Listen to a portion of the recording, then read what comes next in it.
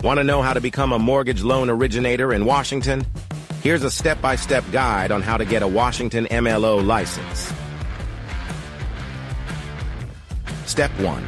Start and complete an NMLS-approved mortgage loan originator course, plus our 4-hour Washington MLO laws course.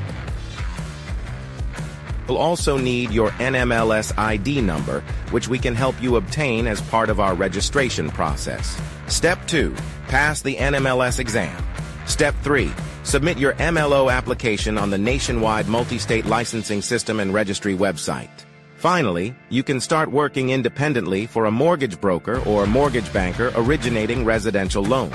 Visit 24houredu.com to start now or call us today at 888-405-4453. We have everything you need, plus our exam prep package is included free.